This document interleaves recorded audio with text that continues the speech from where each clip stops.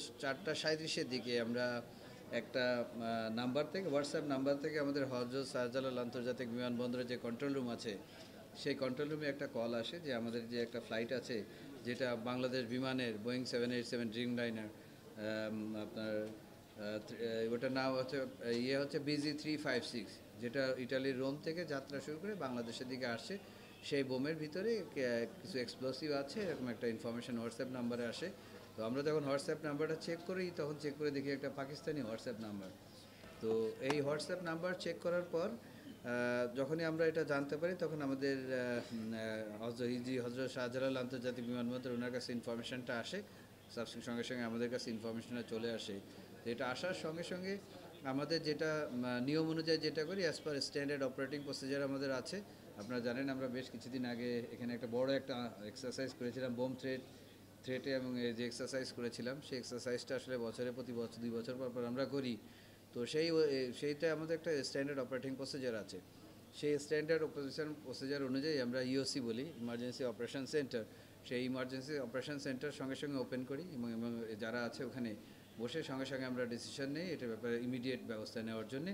এবং তৎক্ষণিক আমরা ব্যবস্থা নেওয়ার জন্য সমস্ত সংস্থা যারা এই এয়ারপোর্টের সিকিউরিটির সাথে রিলেটেড আছে তাদেরকে ইনফর্ম করি, ইনক্লুডিং বিমান বাহিনীকে ইনফর্ম করি। তো বিমান বাহিনী বেস যেহেতু আমাদের পাশে, আমরা দ্রুত সাপোর্ট পাই। তো জানার পর আমাদের আসলে কার্যক্রম তখনই শুরু হয়ে যায়।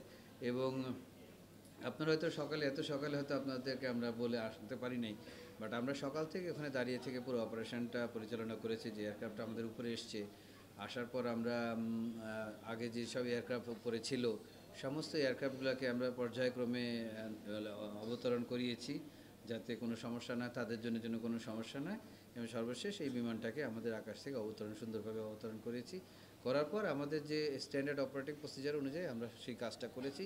এবং আমি অত্যন্ত আনন্দের সাথে বলছি যে আমি চেয়ারম্যান সিভিল এভিয়েশন এবং আমার সাথে আমার যত মেম্বাররা ছিল এবং আমাদের স্পেশাল ইডি হজরত শাহজালাল আন্তর্জাতিক বিমানবন্দর গ্রুপ ক্যাপ্টেন কামরুল এবং আমার যে ডাইরেক্টর অ্যাফসেক ছিল উইং কমান্ডার জাহাঙ্গীর, ওনারা অসম্ভব সুন্দর ভালো কাজ করেছেন। আমি বলবো আমরা দাঁড়িয়ে থেকে এখানে সামনে থেকে আমরা পুরো কাজটা অবজার্ভ করেছি, বিউটিফুলিভাবে কাজ করেছেন এবং যেভাবে প্রফেশনালি একটা জিনিস হ্যান্ডেল করা যায় এবং এক্সারসাইজের থেকেও প্রফেশনালি তারা কিন্তু আরও বেটার ওয়েতে জিনিসটাকে হ্যান্ডেল করেছেন এবং রিয়েলি অ্যাপ্রিসিয়েবল জব করেছেন।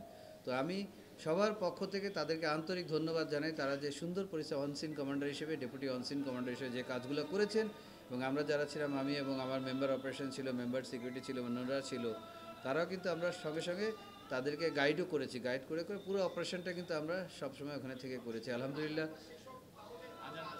আচ্ছা, একটুখানি আমরা বিরতি দিই, আজানের বিরতি দিই। ধন্যবাদ।